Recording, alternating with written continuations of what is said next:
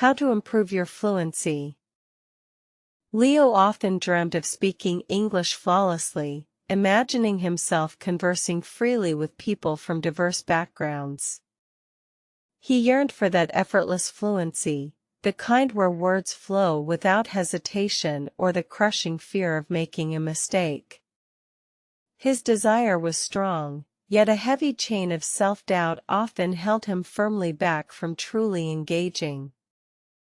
Every time Leo attempted to articulate a sentence, a familiar wave of anxiety washed over him.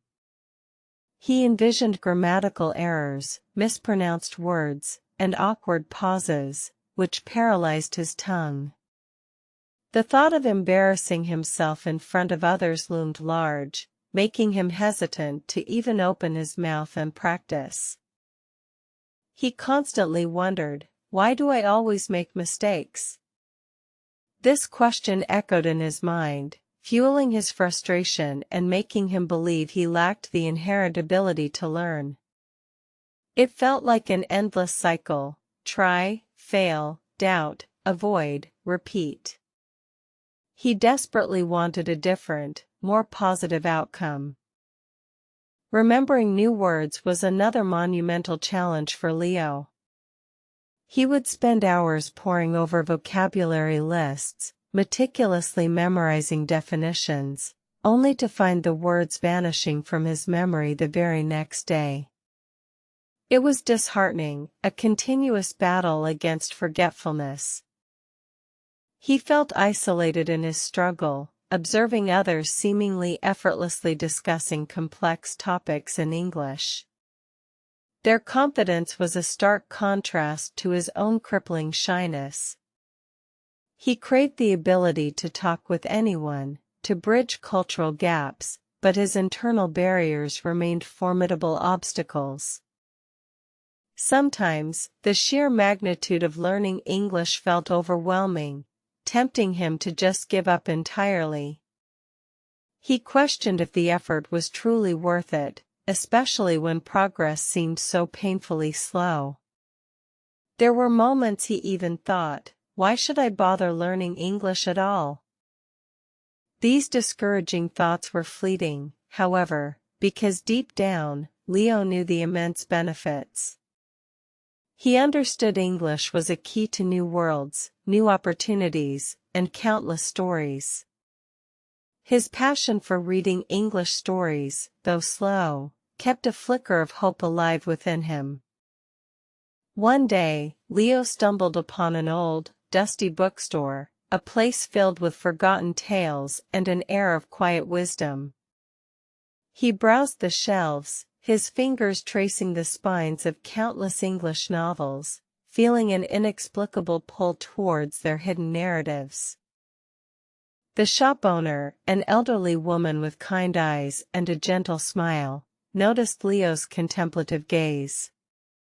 She approached him, her voice soft and reassuring, asking if he needed any assistance with his selection. Leo mumbled his difficulties. "Ah, the fear of making mistakes," she mused, her eyes twinkling knowingly. "It's a common companion on the path to fluency, dear boy. But remember, every mistake is simply a stepping stone, not a stumbling block." Her words resonated deeply within him. She then shared her own journey, explaining that perfection is an illusion, especially when acquiring a new language. To improve your fluency, she advised, you must first embrace imperfection and allow yourself the freedom to falter. How to talk with anyone? Leo hesitantly asked, his voice barely above a whisper. The old woman smiled, suggesting he start small, perhaps just introducing himself or asking a simple question, focusing on connection, not flawless grammar. She explained that confidence blossoms from consistent, brave attempts, no matter how brief or imperfect. Don't wait until you're perfect to speak, she urged. Speak to become perfect, or rather, to become comfortably proficient. Regarding remembering words, she recommended connecting new vocabulary to real-life experiences or vivid images. Read a page of an English story every day, she suggested, and actively visualize the scenes as you encounter new words. Immerse yourself in English stories, she continued, not just for the plot, but for the language itself. See how words are used naturally within context. That's how vocabulary truly sticks in your mind.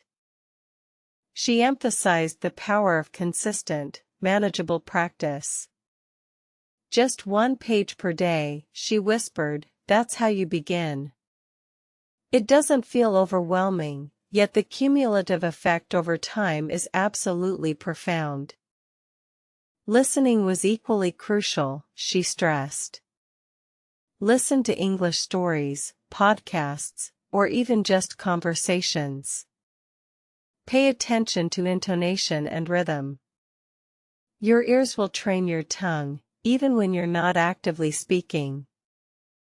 Leo felt a surge of renewed hope.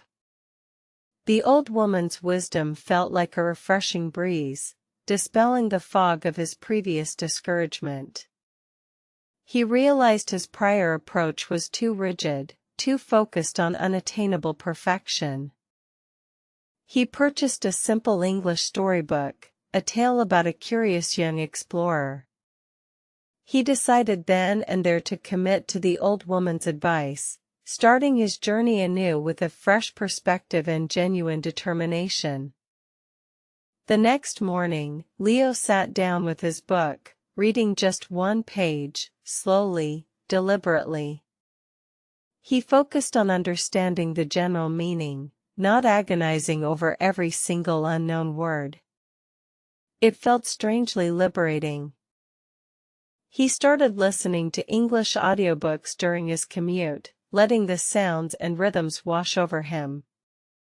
He wasn't trying to decipher every word, just familiarizing himself with the natural flow of spoken English. When he encountered a new word, instead of writing it down instantly, he tried to guess its meaning from the surrounding context.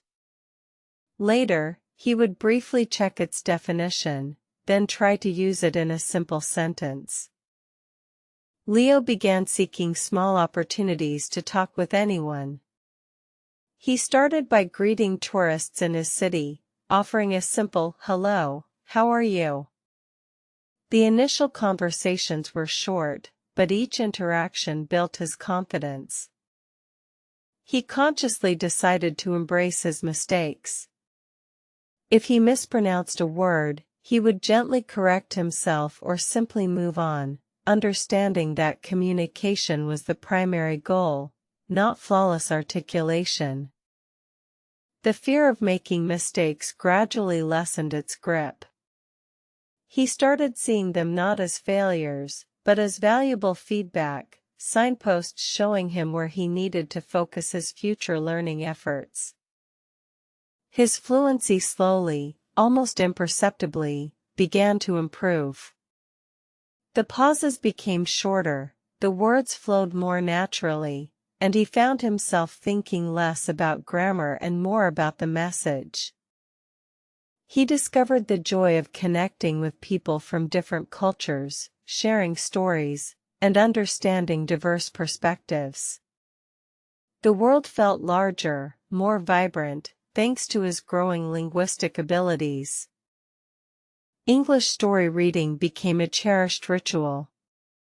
Each page opened a new window into imaginative worlds, enriching his vocabulary and solidifying his understanding of complex sentence structures effortlessly. He realized that the "why you should not learn English" voice was merely an internal saboteur, a fear-based projection. Overcoming that voice was as crucial as learning any grammatical rule or new idiom. The consistent habit of reading just 1 page per day proved remarkably effective. It built momentum without creating burnout, ensuring he stayed engaged and never felt overwhelmed by the learning process. Listening to English daily helped immensely with his pronunciation and intonation. He began mimicking the natural rhythm of native speakers, making his own speech sound more authentic and less strained. Leo learned that why he always made mistakes was because he was trying. Mistakes were evidence of effort, not inadequacy. They were proof he was pushing his boundaries and actively engaging with the language. His journey transformed from a painful struggle into an enjoyable exploration. He no longer dreaded his English practice sessions. Instead, he looked forward to them, curious about what new insights they would bring. He found himself effortlessly remembering words he had encountered in stories or conversations, because they were now linked to vivid contexts and personal experiences, making them truly memorable. The ability to talk with anyone became a reality. He could now confidently navigate conversations on various topics, from light-hearted banter to more serious discussions, bridging cultural divides easily. Leo even started helping other struggling learners, sharing his own experiences and the wisdom he had gained from the old bookseller. He became a beacon of encouragement, inspiring many others. He explained that fluency isn't about eradicating all mistakes, but rather about developing the confidence to communicate effectively despite them. It's about seamless flow, not perfect precision. Don't fear the mistakes, he'd often say, echoing the old woman's advice. They are your best teachers, highlighting exactly where you need to focus your attention for genuine improvement. He advocated for consistent, small steps rather than sporadic, intensive bursts. A little every day builds a strong foundation, he preached, far more reliably than an all-or-nothing approach. For remembering words, he advised creating personal connections. Associate new words with funny images, a favorite song, or even a particular smell, he'd suggest. Make them personal. He encouraged everyone to find their own stories, whether in books, movies, or real-life encounters. English story reading, he said, is not just learning, it's discovering worlds. He explained that the initial thought of why you should not learn English stemmed from impatience and a focus on outcomes rather than the enriching process itself. The journey is the reward. Just 1 page per day, he reiterated, is a non-negotiable commitment. It's small enough not to dread, yet powerful enough to propel you forward consistently over weeks and months. And listening to English constantly, even passively, he stressed, was like bathing your brain in the language. Your ears are the gateway to natural rhythm and correct pronunciation, he declared. Why you always make mistakes, he would ask them rhetorically. Because you are pushing your comfort zone. Because you are actively learning. Embrace them as proof of your courageous effort. Leo's transformation was remarkable. From a timid, mistake-averse learner, he had become a confident, fluent communicator, passionate about sharing his linguistic journey with others. He reflected on the old bookseller's simple yet profound advice. Her guidance had been the catalyst, shifting his perspective from a focus on flaws to an appreciation of the learning process. The once daunting goal of fluency now felt like a natural progression, a joyful side effect of consistent engagement and a willingness to step outside his comfort zone repeatedly. He learned that true fluency was not about eliminating every single error, but about articulating thoughts clearly and confidently, building bridges of understanding with anyone he met. His journey proved that dedication, combined with the right mindset and practical strategies, could overcome any linguistic barrier. He was living proof that perseverance truly pays off. Leo now knew the secret: English learning is not a race, but a marathon of consistent, enjoyable practice. Each step, no matter how small, contributes significantly to overall progress. He realized that his initial fear of mistakes was the biggest obstacle, far more detrimental than any grammatical error he might have actually committed during conversations. His ability to talk with anyone evolved from a wish to a reality, simply by letting go of perfectionism and embracing the inherent messy beauty of real-life communication. Remembering words became effortless once he stopped rote memorization and started engaging with vocabulary through compelling stories and authentic usage contexts daily. The idea of why you should not learn English now seemed ridiculous. The benefits of connection, knowledge, and personal growth far outweighed any initial frustration or perceived difficulty.